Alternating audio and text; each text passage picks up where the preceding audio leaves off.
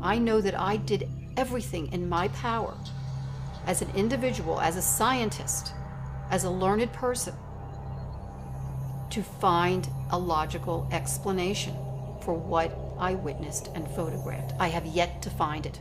If anything, it has opened up a whole new world to me that I never knew existed. It's time we get this out in the open. Address it, accept it, and study it. When there's a documentary that shows that there's a whole bunch of us that have managed to suspend our disbelief long enough to listen to each other and to inquire and to share, that it really brings the sharing closer. And more people will come forward and share. And pretty soon it'll be a groundswell. The whole purpose is to educate people, educate young people, because there'll come a time where they're going to have to deal with this, and it shouldn't be through fear. I'm excited that children might have the chance to really examine data themselves, to not be convinced by the opinions of people before them, positively or negatively, but to really have data that they can start making their own decision. We have to learn it at all generational levels, and bringing the children up to understand these phenomena is vital.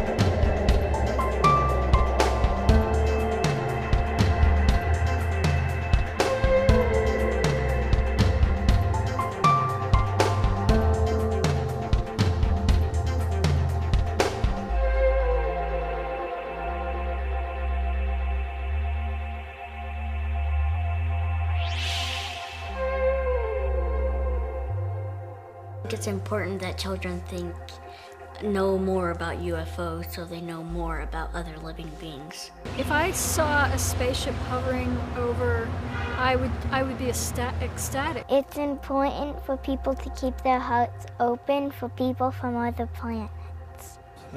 I wouldn't know what to think. Found out that I was definitely being visited by other intelligent life. I wouldn't believe it. I would probably feel like really cool, like honored that like other life forms were visiting me of all people. That would be proof that there was some other life form. They aren't the same as us, but nobody's the same as anybody. I would freak. I would just freak out. I guess excitement, you know, what's this gonna mean? I wouldn't know how they would want to approach me. I would probably be startled and surprised. Or if they would be friendly.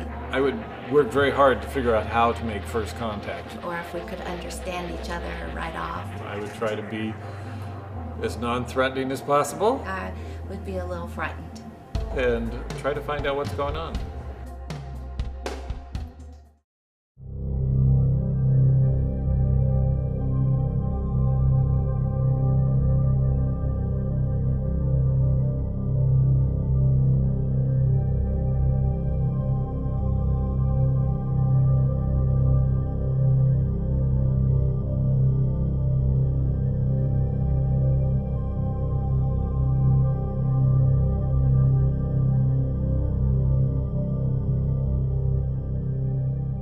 In 1995, both my husband and I witnessed 3 amber orbs in a triangle formation, one on top and 2 closely aligned underneath, very close to our home, about 100 yards from our home, hovering above a private desert area. It was startling and it was amazing. at the same time. There was nothing there but blackness and these 3 amber orbs. And something told me to take everything in, the size, the shape, the color, the distance. They were about 3 to 6 feet each, depending on how close or far away they were. They were definitely oval shape. And the amber color within each orb, and I call them an orb because the light did not extend outside the edge at all. It was totally self-contained. It was very uniform, amber color, and it didn't glare at all. Every other light out there glares. And we have a beautiful panoramic view of the city skyline, so we know what helicopters and plane lights and street lights and so forth. Every light out there glares. These did not. Very soothing, very mesmerizing. And I thought, if I don't get a picture of this, nobody's going to believe it. And as I ran to the closet to get my camera, my husband calls me back. He says, get over here quick. One of them is disappearing. And as I rushed back, we both watched in awe as the top orb started to dim as if on a dimmer switch. It didn't budge at all. It didn't waver. It didn't take off. It just dimmed as if it was on a dimmer switch, as if once it disappeared, it was still there, but we didn't see it anymore.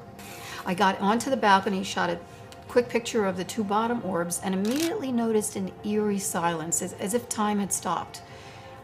It was quite extraordinary. And as I'm staring at these 2 bottom orbs, I have to admit, it seemed that there was intelligent presence staring back. The thoughts going through my mind were, who are you? What are you? Do you know that I'm here? I'd love to meet you. And the next thing I remember, the left bottom orb started to disappear, and I quickly shot a picture of that. And that was the only picture that turned out at the time. But for me, it was quite amazing because it verified that something did happen. I caught a picture of it, amazingly, as one was disappearing and one was still there.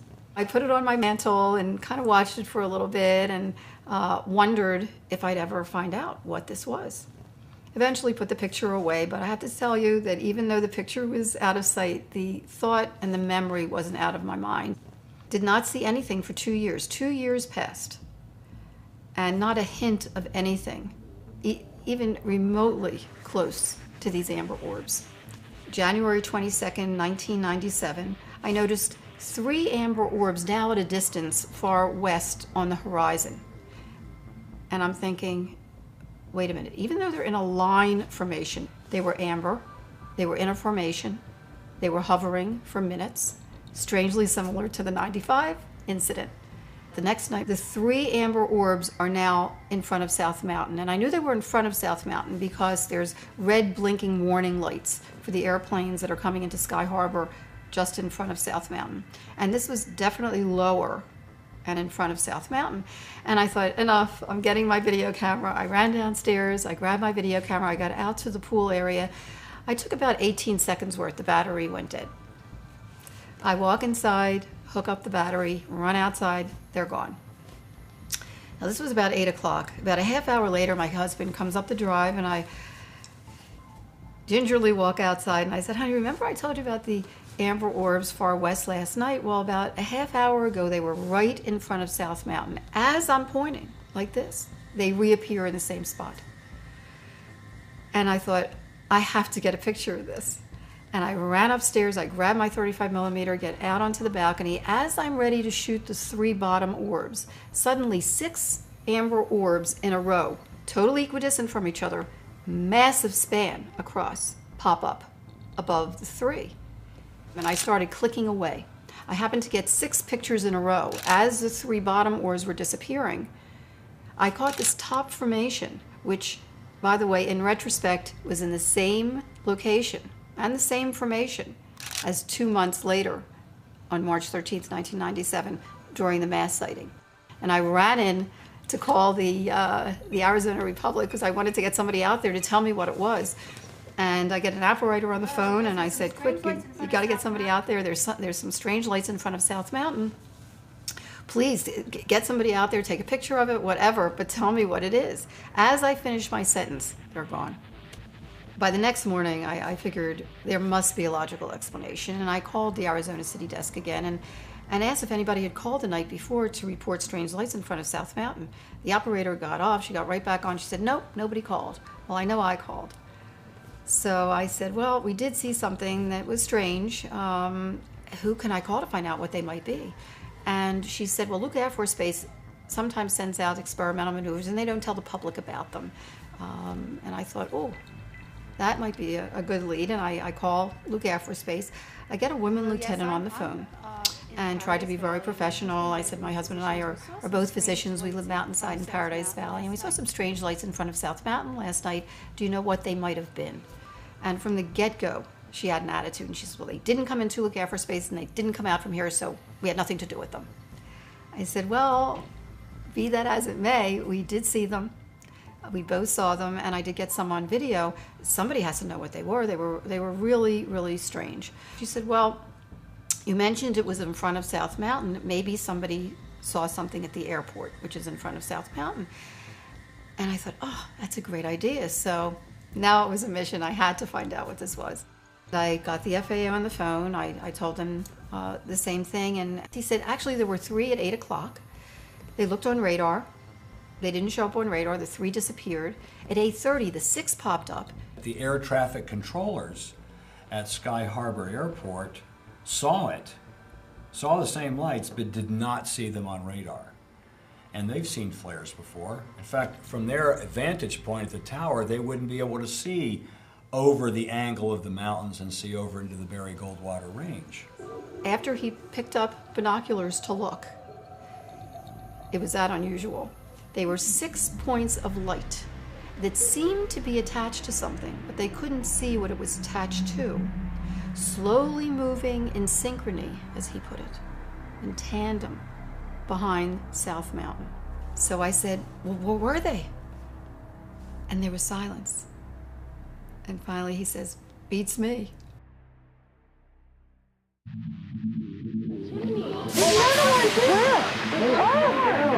Major sighting here. On the 13th of March. Weird happenings in the skies over Phoenix. And no one seems to be able to explain what it was. Suddenly 6 amber orbs in a row, totally equidistant from each other. There are another 10,000 Arizonans who saw the same thing. Many investigators call it the largest sighting ever. The availability of witnesses was extraordinary. The data speaks for itself. Plus, I have photographs that cannot be explained or denied. Thousands of people saw more than stars in the night sky. The mystery remains unsolved and controversial.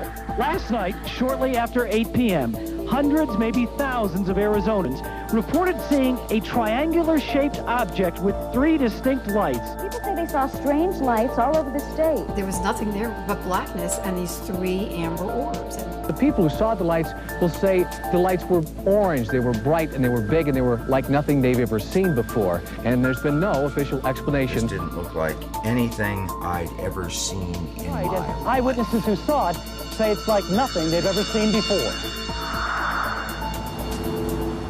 On March 13th of 1997, I had left law enforcement and I pursued private investigations work.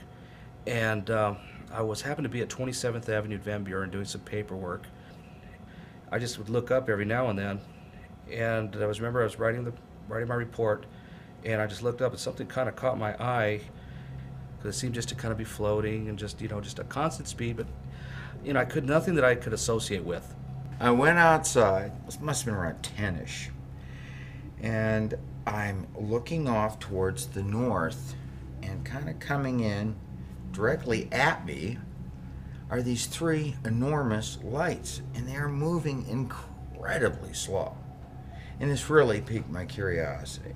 That evening, the hospice volunteers and I were out on the patio discussing our patients and discussing the work that we were doing with hospice. And we were so engaged in conversation and looking at each other in the eye that all of a sudden, when somebody in our group said, "Oh my gosh, what is that up above?" we all looked up at the same time and saw this amazing, huge, dark, silent object that appeared to just be right over our heads. It was awesome. I mean, we were telling ourselves not to blink. It was very close to the ground. It was just like floating over the housetops. Pilots tell me when they make the left turn to go towards the Salt River to the north that the altitude is less than 3,000 feet. The object I saw and my wife saw went under this plane. The first thing that struck me is that they were just in a V-shaped formation. Well, it's at night, and guys wouldn't have been flying in a V-shaped formation, in a VIC. We'd call it a VIC. So they would be in a VIC, and then all of a sudden I realized, wow, I don't see any navigation lights or anti-collision lights. So now I'm looking at 5 lights passing overhead silently at a very slow rate. And it also occurred to me that they were flying too slow to stay in the air if it was an aircraft. Many of the witnesses to the March 13th event described a V formation of 5 lights with 2 lights trailing. In fact, there were a couple of witnesses that described the 2 lights docking and undocking onto the array of 5 lights.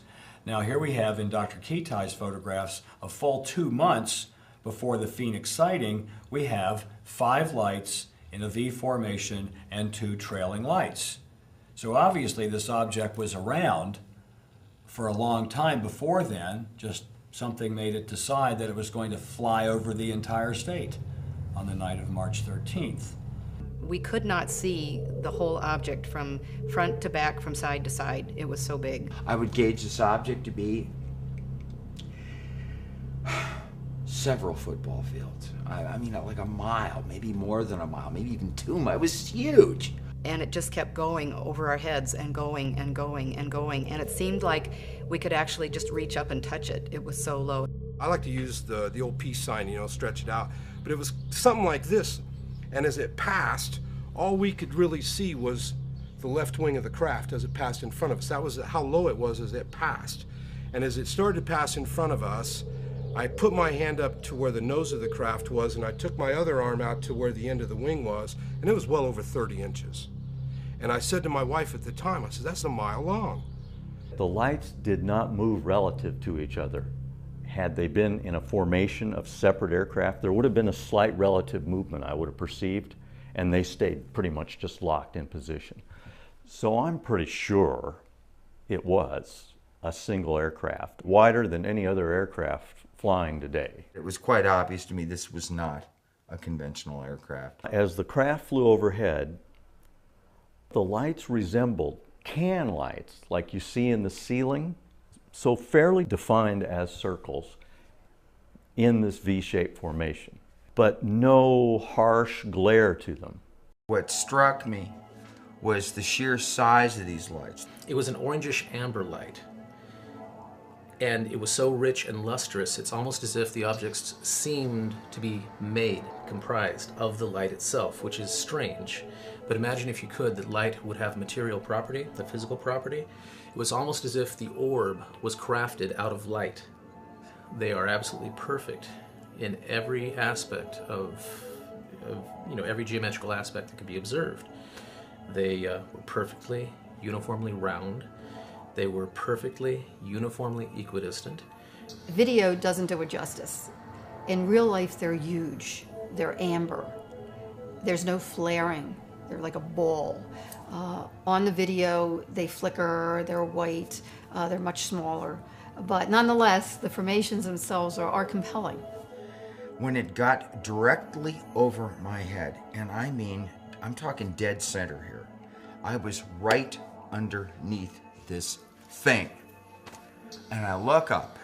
It was like there was no filament in this thing. They appear to be in a canister. There was light swimming around in this shape or form. They didn't glare. They did not emit like a beam, like a floodlight, like landing light craft land. There seemed to be some depth to them. I noticed it was a triangle shaped, 3 huge lights, and they weren't beaming down like landing lights. They were just big balls of light, but very pretty. They blocked out the stars as they moved. You could not see objects beyond them as they would pass in front of them. In between these lights, though, it did seem somewhat denser. It seemed darker, like there was a shape or form going on there that was holding these things together. It was like looking through water. And if you've ever seen that little wavy motion and so forth, that's what that's like. What absolutely struck me as being eerie beyond belief, the immense size of this thing would have to be controlled by something that had a pretty strong engine just to sustain flight. There was not a buzz, there was not a hum, there was not a jet engine, there was not a prop engine, there was not a jet prop engine, there was absolutely no sound at all.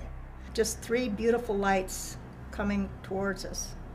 And it seemed to move effortlessly, just glided right over. This was one solid object, one craft, one big, large boomerang. Everybody that called me said the same thing. It was huge, it was slow, it was low, it was totally silent. They could see some lights, somewhere between 5 and 9 lights on it at any given time. The lights were not like spotlights, they were more like glowing, gaseous globes. What struck me immediately about the Pheonix Lights incident was the sheer number of witnesses. The availability of the witnesses. This was peak time for the comet Hale-Bopp that seemed to come out of nowhere a few months earlier. It brought thousands of people out of their homes in the early evening to see what the comet would look like as it got closer and closer. And when you think about thousands of people living along the most populated corridor of Arizona, outside on a very clear, quiet night, looking up purposely in the sky for a glimpse of the Hale-Bopp comet, when the phenomena passed right over their heads, 30 miles an hour. Some people did see it take off at a tremendous speed. I think they went out of their way to let us know that they're here. That was a parade that came right through Sky Harbor airspace, protected airspace, right through downtown Phoenix. When we first started getting the calls, it was more in the north area of Phoenix, and as the calls progressed, it was traveling central Phoenix and south Phoenix. Everyone described it the same way. It was 5 lights or 7 lights, V or wedge-shaped. It was low. They said very low. It was huge. People said it was a mile wide. Some people saw the lights attached to the V-shaped craft, but most of them did not see the craft. They just saw the lights in the V-shape. The one call that stands out most is a lady that lived on the base of South Mountain, and she said it flew literally over her head. She could see the craft, and I remember her saying it was silent, couldn't even hear a hum, and that one really, I really pictured the craft from her description. The objects that were witnessed were clearly, they were intending to be seen in terms of appearing over mass, the concentration of population of the whole state, coming down I-17 virtually from stem to stern. We're talking the entire state of Arizona, from as early as 5:30 p.m. all the way till as late as 2 o'clock in the morning. It was not one event or 2 events, but it was many events. 10,000 people approximately witnessed this, one of the largest experiences of this sort ever recorded. The Pheonix Lights phenomena didn't seem to be falsifiable in any way. It was being validated by most everybody that saw it. We had hundreds of calls. They were all saying the same thing. You could tell they weren't on drugs or drunk. They weren't kooks. They were legitimate people calling. We just couldn't believe it. Nothing like this has ever happened. I worked there 24 years. Never, ever had calls like this, ever. We found quickly that there was a complete cross-section in the Pheonix Lights witnesses of our society, from truck drivers to attorneys, doctors, lawyers, aerospace people, military. Air traffic controllers on duty who could see the lights but not see them on radar. We all were swamped with the strange lights in the sky calls. There were about 15 of us, and they all said about the same. We just said the same thing. We didn't know what to say. I mean, it never happened before. And, you know, we aren't trained in asking UFO questions, so we just tried to reassure them that, you know, we're doing what we can, which the officers are aware of it. I said, all right, the police helicopters are up, so we're doing what we can do. Just from what you read in the press accounts, I think they profoundly affected a lot of people. If you could have heard their voices, they just were astounded. When they saw those lights, they knew it wasn't something of this earth. It wasn't flares, it wasn't a helicopter, it wasn't anything they'd ever seen before. It was totally not of this earth. My emotion was that of just kind of wonderment and trying to figure out, what am I looking at? What am I seeing here? I wasn't frightened. I was just in awe of it because it was so abnormal. I don't remember anyone being frightened. They were just amazed and excited and like, unbelievable, what's going on? They just wanted to know what is going on. You know, what is that? Do you know? There, you know, usually when you call the police, you get answers, and we didn't have answers for them because we didn't know either. None of us was apprehensive about what we were seeing. This was the very interesting part looking back on it, and I especially was very, very intrigued and excited with the idea that this is something miraculous that's happening right now. This was a planned event. It was not accidental. It was very well orchestrated, to say the least, even an elegant production, if you will. I was looking at the newspaper to see if there was any information on the strange lights in the sky. I found a very small article where it quoted a Phoenix police spokesperson who said the 911 center only got a few calls on the matter. And I thought, this is ridiculous. So that night when I went into work, I talked to my supervisor and I asked her, you know, what gives? You know that's not true. She said, I know, but I have no idea, you know, why they said that. And I was just thinking to myself, oh, the cover-up begins already. After I heard all of this over the next couple of months, I thought something really strange has happened, and I want to know what it is. It was Jim De La Tosa that suggested to a producer that was in interviewing us for the Pheonix Lights that if they wanted to try to get a public official to make a statement, they should just go down to City Hall and see if they could corner someone. Well, they happened to catch Frances Barwood when she was on her way into a city council meeting. As I was going into the meeting, I was stopped by a reporter, and she had with her a TV cameraman and a microphone man. And they started asking me about these lights that went over Pheonix. And I thought something had just happened, and I said, when did this happen? And she said, well, it was actually March 13th. And she said, we asked the city what it was, if they could find out, and the answer from the mayor's office was, we don't have UFOs over Phoenix. And I thought that was a pretty strange thing, being that nobody had said it was a UFO. They just wanted to find out what it was. So I went into the meeting, and came my turn. And I said there were these reporters, the reporter outside, and had asked some questions about these lights that went over Phoenix last March 13th, and could we find out what it was? And she thought it was a fair question, was asked of her, and she wanted to know herself, and she asked the question in chambers, and got quite an interesting reaction. Everybody just kind of turned around and looked at me like, why did you ask that? And it was like this silence.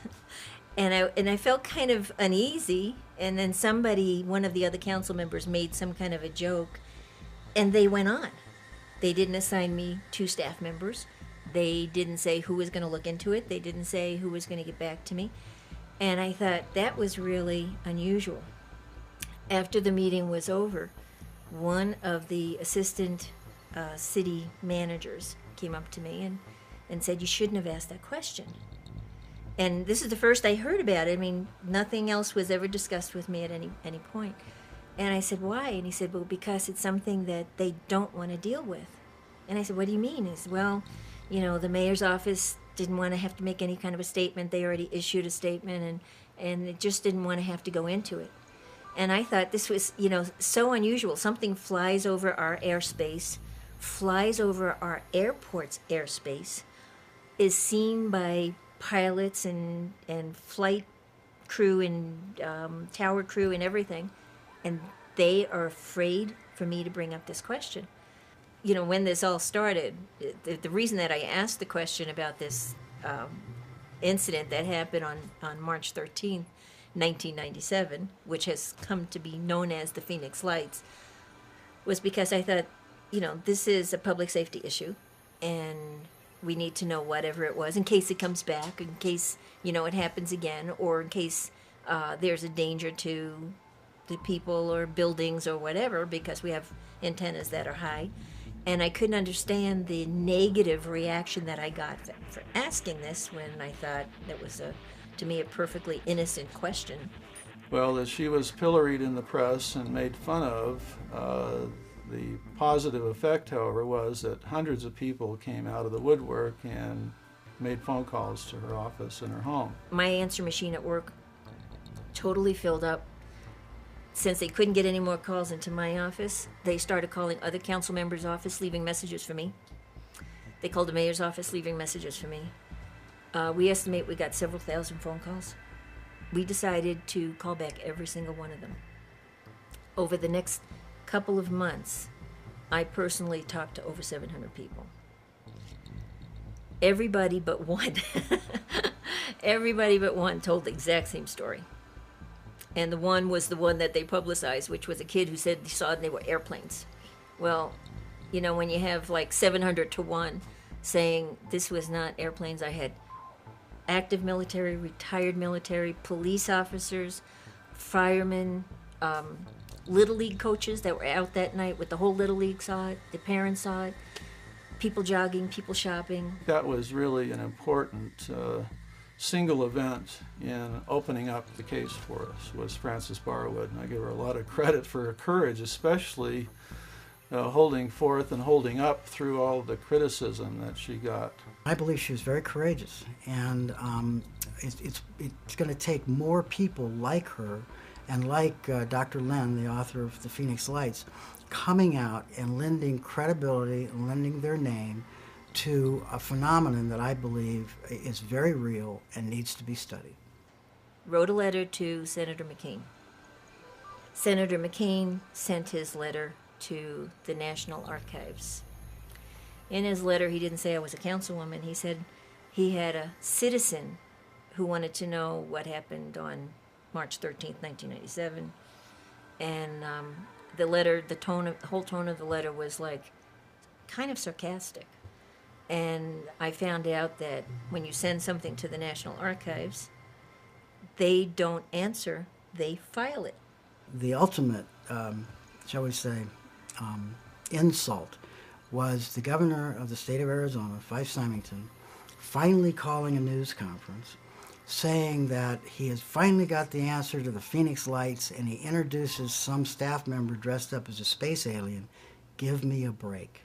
If we continue to treat this particular issue that way, we are doing a disservice to our children, generations and generations down the road.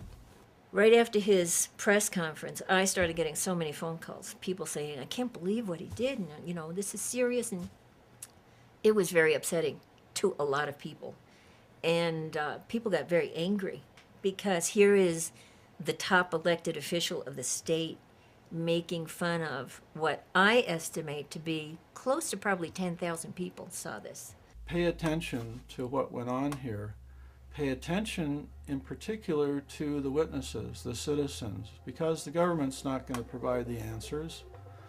Don't lean on the government. Don't point the finger. Don't go to court. Don't waste your time, because they're just doing what they're supposed to be doing. They're trying to preserve the national security. That's their job.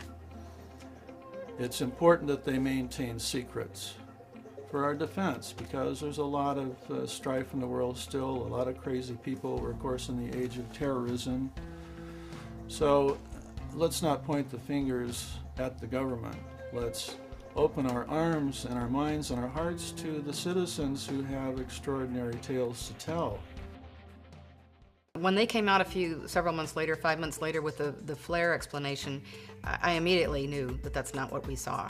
That was just ridiculous. Flares go down, they don't float across the sky. Being in the military, I've launched those flares, and they were not flares. As flares fall, you know, up and down, they don't fall. Even in the wind, they don't maintain that altitude. Not one of my callers ever said that they were in a downward motion or flickering out. They were all the callers, they were traveling. Most of them just saw the lights, 5 to 7 lights. Some of the callers did see the actual V or wedge-shaped craft, and it was a craft, it was not flares.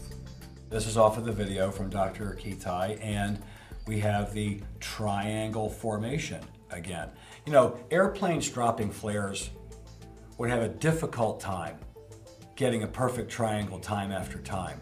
The flares that the military claimed they dropped on the night of March 13th would be an illumination flare, which would provide light for people on the ground to see what the enemy might be doing. I do work with flare on a daily basis. They weren't flares. I knew they weren't conventional aircraft. Flares emit smoke, and the illumination from the flare would illuminate the smoke as well, so you would have a trail from the flare leading up. These lights up here represent aircraft flares. If you notice, they're not in any straight line. They vary in distance between each other.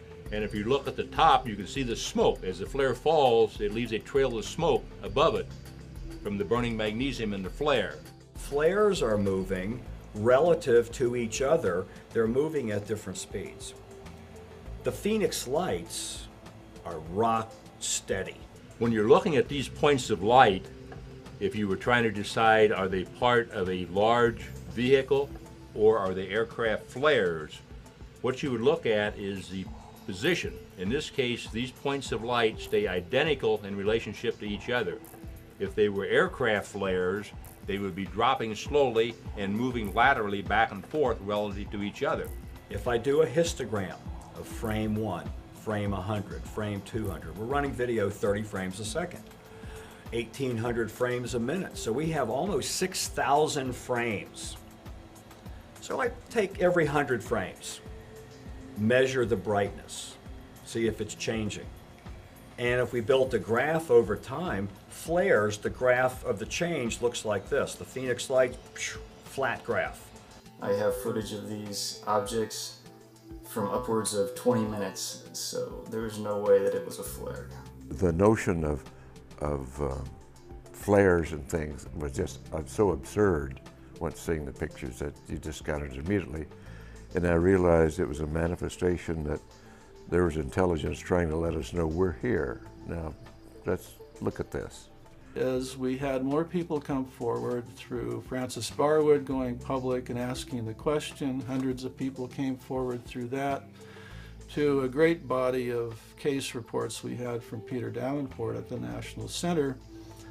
It was clear that I had to do a lot of field work if we were going to even begin to do the animation that we planned to at Village Labs at the outset. Let's try to recreate what went on to properly illustrate what the witnesses were describing. We've done motion studies of the different witness drawings, the different videos that we had, and built a scientific model that we then turned and moved it in as many positions as we could to find something that was either a formation of lights or lights on some object that no matter how we moved it, it fit with what was on the video and what the witnesses said. This is great to have Dr. Kitai's film, 35 millimeter film that she had shot in addition to the videotape and all the other people's videotapes. We had this high resolution film that I could scan the orbs at 1200 dots per inch and be able to then look at the orbs as a very large object. I can look at the very fine gradations that are out on the edge. I can look frame to frame to frame for changes, or that it's remaining the same. I have more data to deal with. It is my belief that very valuable information comes out of studying the color content of the entire picture and of every single light. What we're doing is looking at a composite image, an RGB image, and studying the nature of the colors that form that image. And they're not at all the same. You know, it's a real apples and oranges kind of thing. Yes. And I think this data is very valid, and I don't know that it can be easily refuted. When I had the experience of seeing some lights out in the distance, the first thing I did as a, I guess, inborn skeptic myself was just try to run through every possible solution that it could be. I ran my differential diagnosis of anything it could be. And what I realized pretty quickly was nothing fit. Nothing that I could possibly run through. It definitely wasn't flares. It wasn't airplanes. It wasn't streetlights. It wasn't something on the mountain. It wasn't anything that I could think of. And it also didn't make sense that they were saying it was helicopters flying in formation, because there was no sound. And even the most quiet helicopter still makes a sound. The key is here is everything we have makes noise.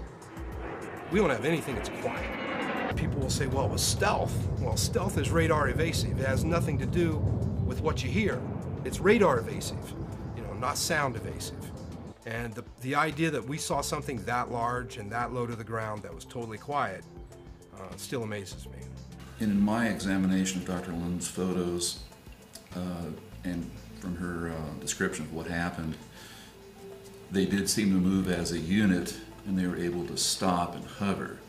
And I'm not aware of any kind of aircraft that has a hovering capability that's silent. I don't believe it's the military testing top secret craft. If they were to do such a thing, they would do it out of the public eye, not above a major city.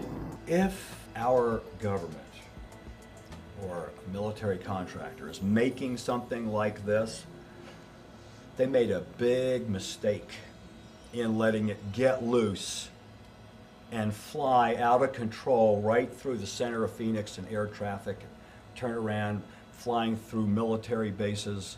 If this is some sort of secret aircraft by one or more military organizations, they shouldn't be going around having it displayed in Phoenix and having it displayed in Mexico and having it displayed in other parts of the world and then making believe that it's not present. If it's going to be visualized and it's going to be photographed, then people should stand up and own it. My initial supervisor, when I first arrived here at Luke, he was here in '97 when the incident occurred, and he remembers that 2 jets were scrambled from one of the squadrons on Luke.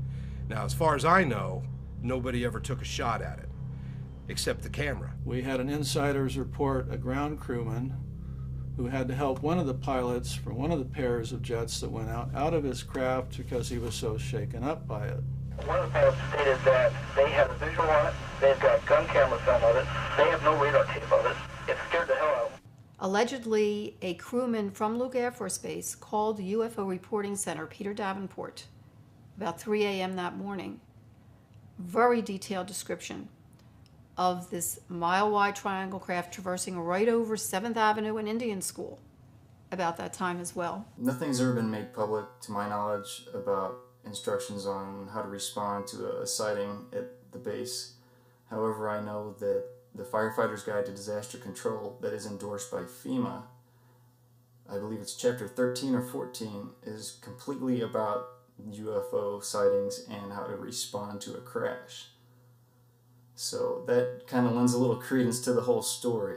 I try to dismiss and I try to find, like I said, I try to pick apart every story that, and when they came to the point of an unidentified flying object, that seemed to be the only one that I couldn't pick apart.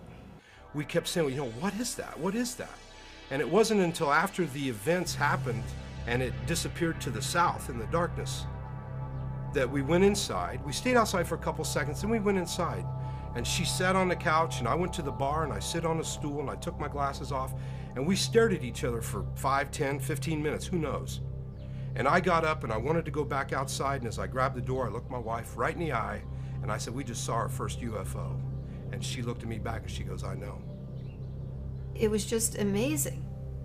The credible, wonderful, detailed descriptions that witnesses shared.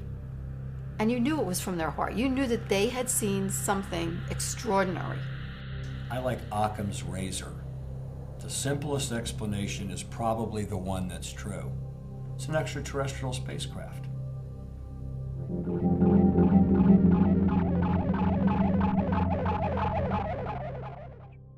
I'm learning that this is happening worldwide.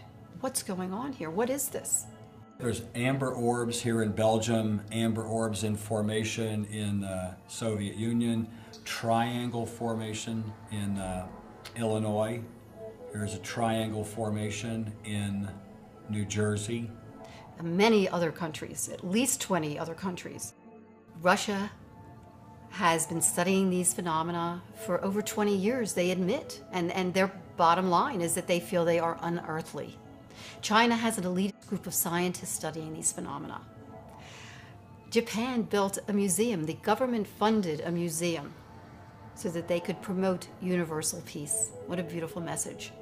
And just recently, Mexico, the Mexican Air Force has now come forward to say that they've had the sightings of these orbs around their aircraft, which, when you look at my pictures, are identical information and characteristics. When you test the Mexico orbs, blow them up big and look at them, They look just like the Pheonix lights. Dr. Richard Haynes, a very noted PhD psychologist, has been studying pilot reactions to these orbs. In fact, he's also studied what they called Foo Fighters in World War II. The identical phenomena, these rigid orbs in formation, just like what my husband and I saw outside our bedroom window in 1995. They've been around a long, long time. Throughout recorded history, humans have been fascinated with the nature of light beings, of anomalous lights in the sky, which we sometimes interpret as angels, or we sometimes interpret as light beings, or we sometimes interpret as ETs, or we interpret as literally the shining God herself or himself. Maybe these things have been occurring all of the time and we just haven't been paying attention to them. Or we've been told, like in The Wizard of Oz, pay no attention to the man behind the curtain. There's way too much information biblically as well as just religious writing that talks about visitations, angelic presences, being taken up in a ball of light, Ezekiel's wheel. You could just go on, Bible story after Bible story talking about what was happening. Now, if we just start discounting witnesses and witness testimony, then we get in an awful murky place where we'd be tossing out probably 90% of the Bible. There are tons and tons of paintings and pictures from Europe from the 16 and 1700s depicting things flying through the skies. And part of that chunk of history is in acknowledging the existence throughout recorded history of phenomena like this and the roles that it have played in people's lives, and especially the, quote, native cultures who were open to receiving it. The Gila River Indian Reservation on this side of the Estrella Mountains behind South Mountain, where they report that they look up and see it all the time and that they've been seen there for hundreds of years. That's why it's called the Estrella Mountains, gateway to the stars. The name itself is symbolic. Historically, anciently, to the Native Americans, this is known as the crossroads here of the gods even. The Estrella Mountains, where the Pheonix lights were seen, means stars. And those mountains were given that name because the Spaniards said that the Indians of the day said that's where their brothers would come and go, as if there's some kind of portal or gateway in the Estrella Mountains. And we have witness accounts, by the way, that suggest that very thing. The lights are called the Sky People. Some of the Native American tribes, everyone is very differently. Some of them go out to seek them, to seek their knowledge, to find out what they know. And even further, other governments like the Belgian government, the French government, the Brazilian government, the Mexican government have now opened up their files on all of this and simply supporting what we're saying here. As far as our culture goes, we're way behind actually defining what I believe is a very real reality that a very high percentage of people have experienced. I saw the Pheonix lights, and then I saw very large orbs at a later date, 3 or 4 months later. Beautiful color, amber, and knew that they were intelligences and felt the emotion evoked in me was one of great warmth. It has been reported many, many times that the witness felt that there was something in that light, a thought form, an entity, an intelligence, guidance and control that was behind it, knew that they were there. They could sense it, that they could feel it. That really set me on a journey for 7 years. The first 4 years of which I actually started looking for a logical explanation, for a source and meaning for what I had witnessed and photographed. The more I look, the more I found.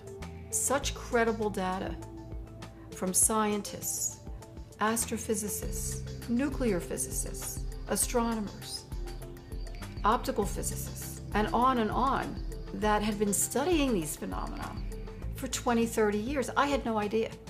I've been involved in hundreds of UFO cases in in-depth investigation. Thousands of pictures that I've looked at, about 1,000 that I've really examined in detail. And when you look at the totality of the evidence, what is unique about Dr. Kitai's data, it is the most consistent, systematic, replicated set of information over a prolonged period of time that's been independently observed at various times by multiple individuals. This is the only case that I know of where this much data exists over this amount of time, prior to and after a significant event. This is one of my favorite photographs taken by Dr. Kitai. Taken camera in the same location, the lights in the same location as the Pheonix lights, but taken a month after 9/11. The film was what convinced me that the characteristics were not those of these halogen lights and airplane lights and all the other kind of lights that I could get a measurement on and look, make the graph of the different kinds of flares and separate out the color and the brightness. My conclusion about the Pheonix lights is that there is nothing that I can get a match to in the data table.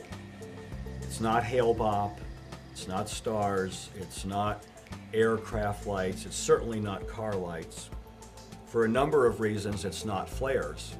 If it's not some sort of technology that's made by us, then we have to seriously entertain the hypothesis that it is some sort of expression of highly intelligent beings. The size of the craft on the Pheonix light display seemed to be far beyond anything that we have as a homegrown craft.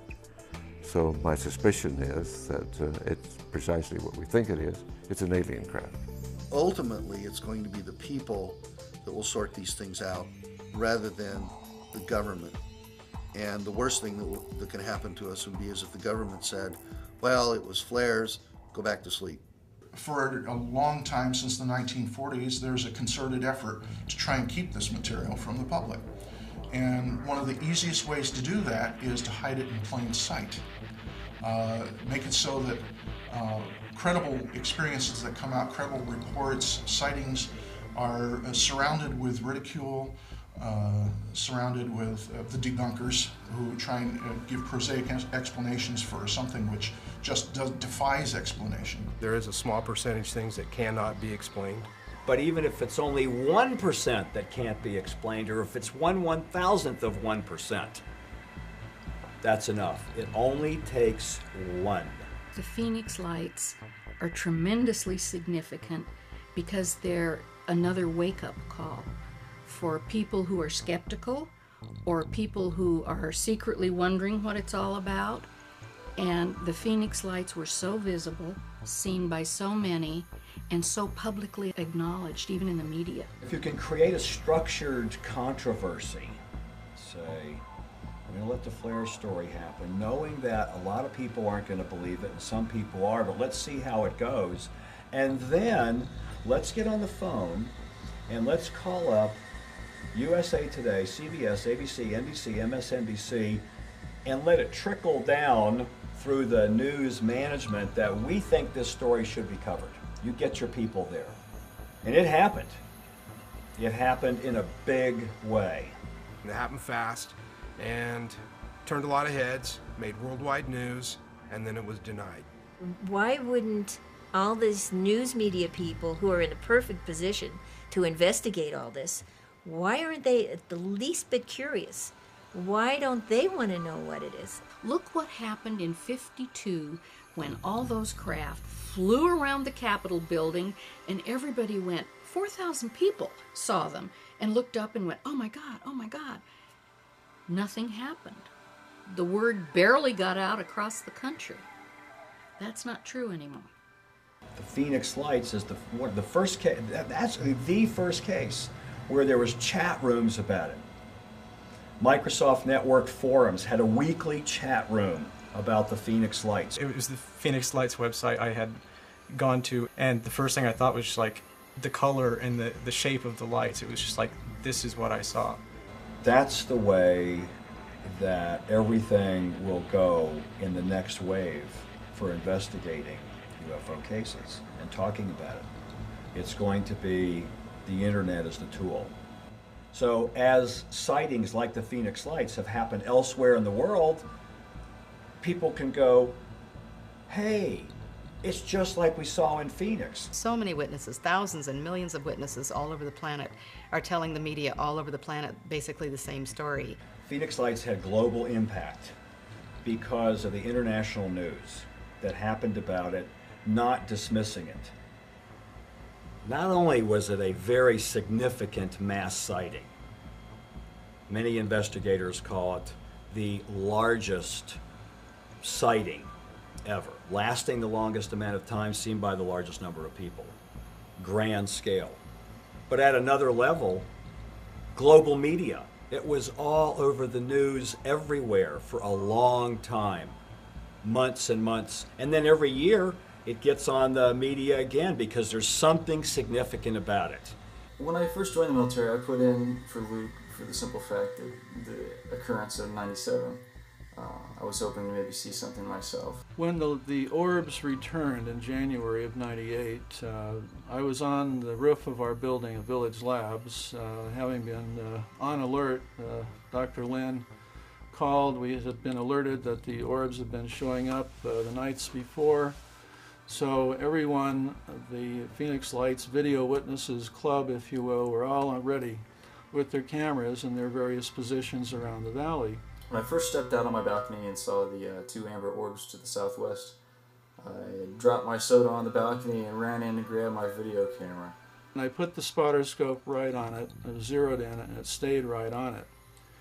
And what was extraordinary is that light went off and it came on again over a 20-minute period, and it did not move from that position because it stayed fixed in the scope.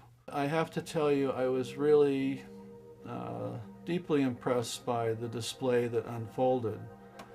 As Jim came up to join me, we really were now together to witness a grand display of several orbs that were variously in a straight line, as if you could draw a ruler or lay a ruler end to end, lights going on and off in the same positions, and then ending up in a triangle as if to communicate a simple geometric based message. A lot of the times the orbs will line up in a straight line.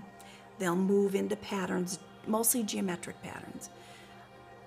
Greater frequency of the triangular shape. It was impressive, and we both reacted as if this was an extraordinary event and certainly not a display of flares thanks to the military. I've been sitting out on the balcony every night since. I've got some good footage so far, and it's pretty compelling. I think society is influenced, of course, by Hollywood and the perception that, you know, there's this fear element and that's a natural response. Hollywood has really trained us to feel that aliens are scary and they're going to hurt us, and, you know, there's really no way to know what to expect except for what we've been trained to believe. Hollywood likes the violence. All the movies and all the E.T. movies, every time E.T. and UFOs and all this is involved, 95% of it's violence, where they're attacking us, they're killing us. So a lot of people has a mindset right here that, hey, those are evil people, those are evil beings, they're here to hurt me. And yet, I think that's the furthest thing from the truth there is. If I would see something in the daytime, big, huge thing coming flying over, I think I'd be a little afraid. When children especially saw this mile-long triangle craft, they were scared. Their initial reaction was fear. But as it slowly passed right over their heads, silent, gliding right over them, not only children but adults as well felt a connection to the phenomena, felt a calmness take over them. Nobody I talked to said I was terrified. What they said was, I was amazed, I was astounded, it was incredible, I was excited. It amazes me that we got to see something that large, that low to the ground, that slow, no visible means of propulsion whatsoever, no noise whatsoever, and it was able to stay up and it did no damage. If it were ours, the amount of propulsion needed to stay up because of our gravity, It would have destroyed buildings, houses, it would have deafened people, people would have been wrecking cars. I mean, none of that happened. It was a totally friendly visit. No one was hurt, no one was scared. They didn't become blind, and nothing was dropped on them. Nothing had happened to me. Nothing had happened to anyone I'd known. Nobody was harmed. What most people experienced was this phenomenal sense of wonder and awe and appreciation for being alive and witnessing it at that moment. Once all these things came to my mind, I just thought, wow, what a neat thing. And that actually helped open up my mind to the rest of my life with a sense of wonder.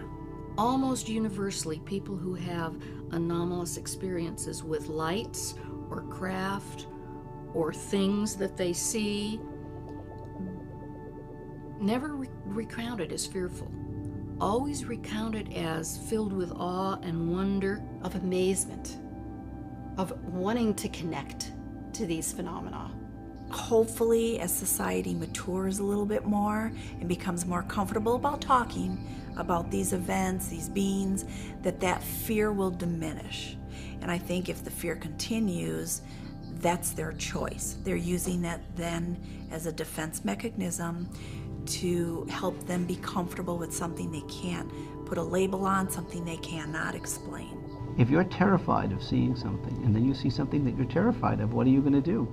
Your own beliefs are going to color you to lead you to have a negative experience. So it's your belief structure that has prevented you from having the positive experience that's really there. When people recount an experience, it tells you more about them than it actually does about the experience. If they need to be angry, they usually vent annoyance and how dare they and that kind of thing. But over time, and looking at it and comparing it with others, there is almost nothing really fearful about any of it. Imagine that you're an unearthly being. You want to communicate, you want to help. But if you appear, you show up in a seminar room, or you show up at the foot of somebody's bed, or you come down in lights, what's going to happen? You're going to frighten people.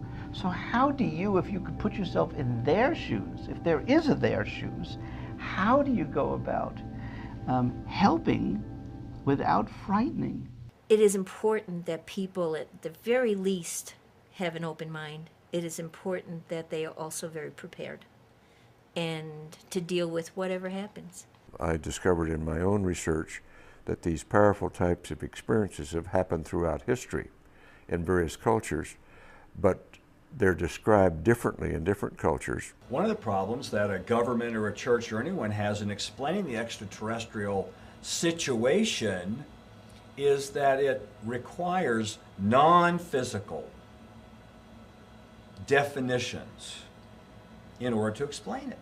Both contemporary mathematics and contemporary physics acknowledges the fact that there are more than 4 dimensions. It's the most integrative of contemporary theories in physics, called string theory. It requires the notion of having 10 or 11 dimensions. And we typically can have a difficult time measuring things in 3 dimensions, let alone 4 dimensions, adding time. So just adding one more dimension makes all kinds of possibilities. Time travel, interdimensional doorways and gateways and things, that the rules would hold true interdimensionally for folks everywhere. Saints, angels, avatars, ghosts, intergalactic travelers all follow the same rules of interdimensional place hopping. We coexist. I don't think it's a planet far, far, far away. You know, I don't think that at all. I think we coexist. This is dimensional. We share the same space. We just don't know it. It wasn't until the quantum physicists started saying, hey, there's lots of realities out there, that we got any kind of backing and credibility at all. My remembrance, as I think back in the 60s when there was a lot of interest in this topic, is that there were so many reports that it was possible to debunk as frauds and people that were just completely unreliable. There also were a set that were never explained. God forbid that you'd go to an astronomer or to an engineer who's going to say, I'm not even going to bother because we all know for a fact there's no such thing. These people either made a mistake or they're lying. We went through that whole phase, and that kind of drove the topic off the table in terms of the research community. Just because we may not have the technology yet to definitively define what these things are, it doesn't mean they're not real. We may just be looking on the AM dial for an FM frequency. As a scientist, I think anything that's not understood should be investigated. You know, that's just what science is all about. To follow the data and let the data speak. And if the data takes us in areas where it needs and requires us that we change our mind about what we have been taught, what we believe, then that's what we need to do. We used to think the earth was flat. We now accept that it's round. We used to think that the sun revolved around the earth. Now we know it's the opposite way, and we've accepted that fact. We used to think that objects were really solid. Now quantum physics tells us it's mostly, quote, empty space. It's organized energy. We can even accept that too. We have to get a different perspective on what's going on around us, and as a culture stop denying that people see, hear, and experience things that, granted, are out of the ordinary. There's going to be a time where they're not going to be able to hide it anymore. There's too much technology today. Too many people have video cameras and digital cameras and the internet to relay it all on. It's only a matter of time. There's healing here. I'm a physician, and I come to this whole forum not only now with knowledge that I've seen something personally, not only knowledge that I've sought out and found, credible knowledge, but also knowing there are many people that need to be healed, that need to know that they're not crazy, that it's not a mirage. I'm very relieved to be able to talk about it with someone who understands. You know, maybe I can get some answers. I'm credible, and I saw what I saw. And I'm not afraid to talk about it or to share it. I think it should be shared. One of the worst things people can do is keep it bottled up inside you. I think one of the best things you can do is to open up. There's nothing wrong with that. And you'll find out you feel pretty good about it. It has all the earmarks of a kind of an epiphany, the kind of thing that occurs like once or twice in life that absolutely changes you forever, and then, like a good scientist, you want to say, why did this happen? Or what does this really mean? I want to know the truth. I want to be there. I want to see it. I want to touch it. I want to ask questions. I would like to have some of the alternative explanations for things that occur to be explored further, so that our kids can actually have some hard data, some hard scientific empirical evidence that what's happening to them has a base in reality and is real, and that they're not crazy. What's very exciting at this time is that so many very distinguished and credible and educated scientists, researchers, physicians, doctors are coming forward. It so happened as when it was going on, I became aware of it and was listening to a blow-by-blow description and was consulted on it afterwards. And I said, well, I'm pretty sure you were looking at a very valid phenomenon. There's no question that there is a phenomenon, and for anyone to be still questioning whether there is a phenomena is deluding themselves. Read about it. There's certainly enough information out there if one wants to and chooses to. It is a choice. I would only tell the friends that that are trusted by me, and probably other people would make fun of me because unless they see it with their own eyes, some humans just don't believe things. Many people are not willing to look at something they've had no experience with. But the moment it touches them, they see something, their wife or spouse sees something, they at least start thinking about it. We're not the only ones here. In this big universe, there are a lot of other people. We just haven't met them yet. But of course, we're not alone in the universe, and there's too much out there for us to just be the only living beings in this universe.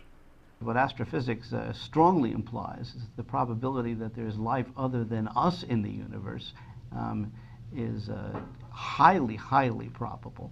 There are so many stars and probably other planets out there that the scientists haven't even seen yet. It just seems incredible to me with over 200 billion stars in our own galaxy, and there are billions, if not trillions, of galaxies. How could we be alone? The Hubble telescope, just in the last 5 to 10 years, has changed the face of time and space and gravity as we know it. Our galaxy, our one Milky Way galaxy, and who knows how many trillions there might be out there, is 12 to 14 billion years old. Our solar system is a very young solar system. It's only 4 to 6 billion years old. There may actually be intelligent entities out there billions of years ahead of us. What if everyone woke up tomorrow and knew that extraterrestrials come here? For sure. Positive. Then what? Maybe we would have more reflection on how we are being as a people, as a nation, as a culture, as a planet. It would help us to wake up. It would help us to see that we're not the end-all be-all. So I think it would be a good thing. I feel that the event woke me up. That I got out of my daily routine of getting up, going to work, coming home, cooking dinner, eating dinner, watching TV, going to bed. You know, because you got kids, you got baseball, you got all this stuff going on. Life is such a routine. This woke us up that there's something greater out there, that there's more out there, and wake up, open up. Open up your heart, open up your mind, because it's real.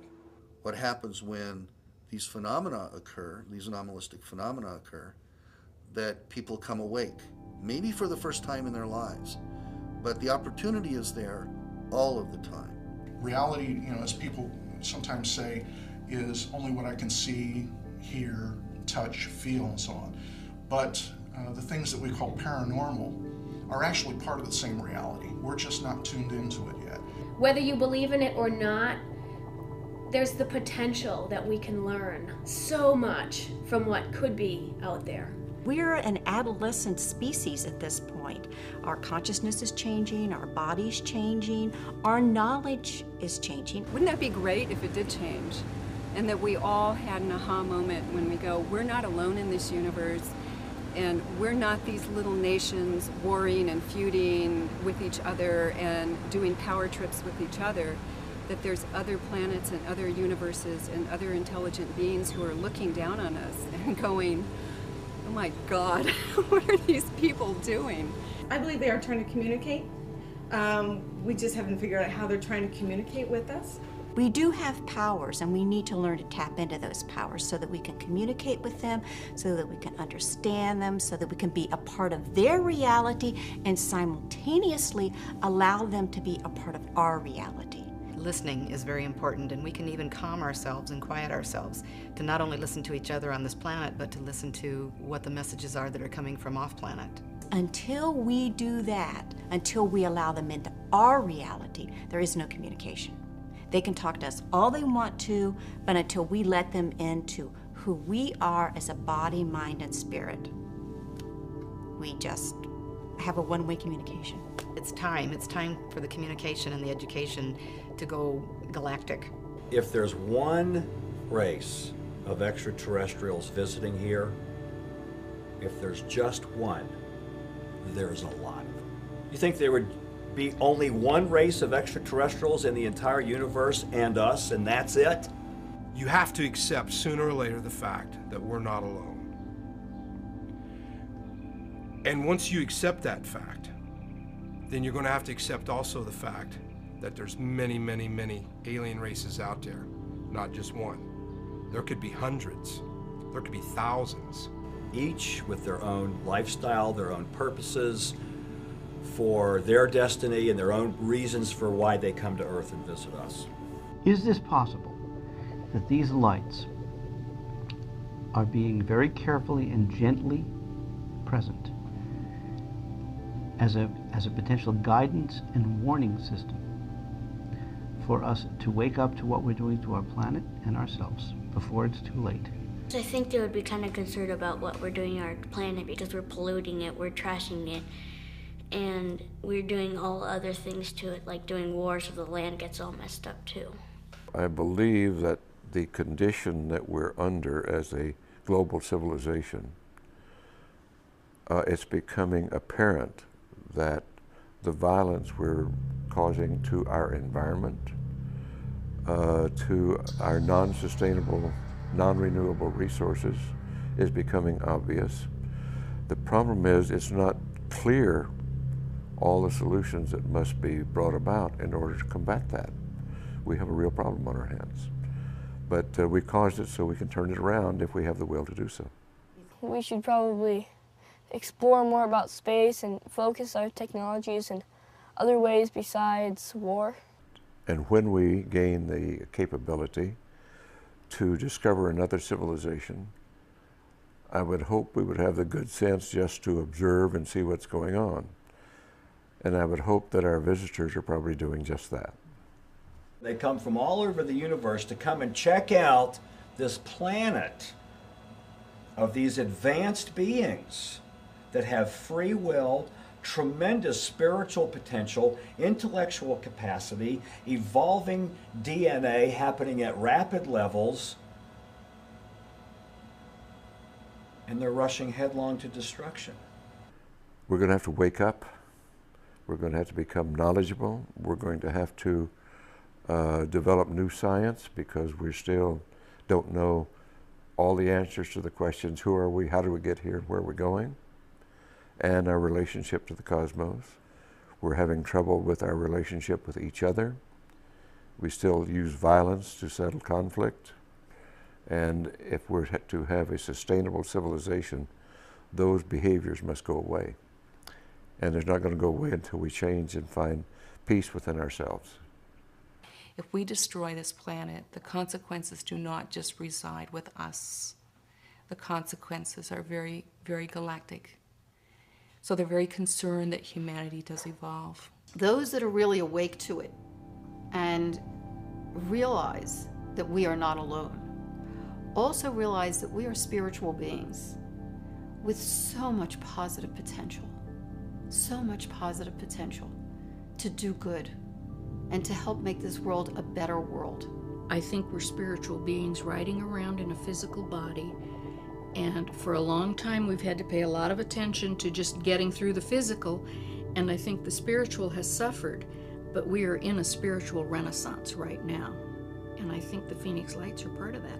There are very few things that are bigger and more important to every human being on the planet than the topic of this documentary, of the implications of what the Pheonix lights represents. It was clearly no accident that this demonstration and parade, this extraordinary single category, single class event of the Pheonix lights occurred.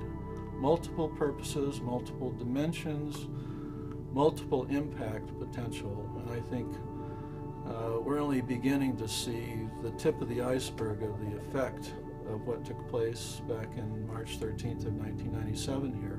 Years later, it still gives me goosebumps. So I'm into it. I can't help it. It's a part of my life. It's a good part of my life. It's a good thing. The anomalous experience, whether it's seeing the Pheonix lights, believing you've been contacted, having conversations with other dimensions, it doesn't really much matter. What matters is what you make of it and what you do with it. We're all here together for a reason, and we're all here together for a purpose. And what could the highest, greatest purpose of our being here be? And that would be to love one another, to be kind to one another, to be compassionate, to share our joy with each other, and to listen to each other. If we had the opportunity to listen to this information and therefore help our children and help the world grow before it's too late, and we didn't take the opportunity, it will come back to us. It's important that we look at our civilization, our place in history, use our tools of science for greater understanding, to promote the greater good, and that's what it's all about. I think We are in a pinnacle point of our civilization, and I think it makes a difference which direction we go next. Hopefully, we'll have contact one day if enough people are really open and realize that there is nothing to fear. I look forward to that.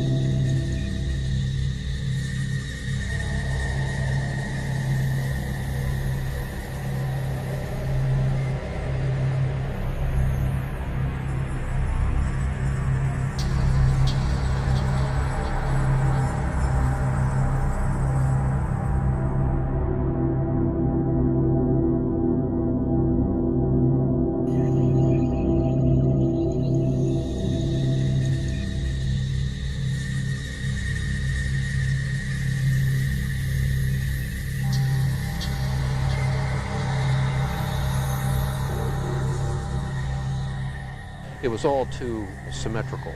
You can't control flares that way. There's just no way they were flares. It was so technologically advanced that it was a thrilling feeling to see it. The lights were really brilliant, and it was just fascinating. I mean, it was enormous. It just felt otherworldly. You know, in your gut, you could just tell it was otherworldly. It has never been identified to this date, and I suspect that unless the Defense Department proves us otherwise, that it was probably some form of an alien spacecraft.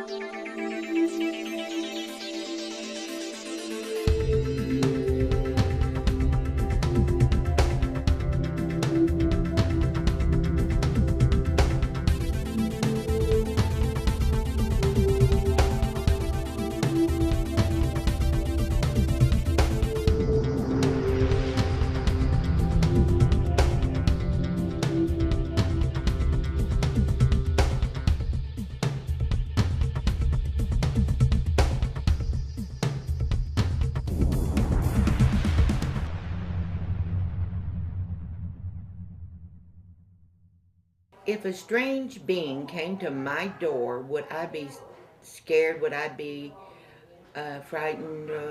Would I welcome it? I don't know. It depends on how ugly it is. If they would come to my door, I would say, well, come on in, let's talk. Let me find out more about you. That would be great. Oh my, such fun.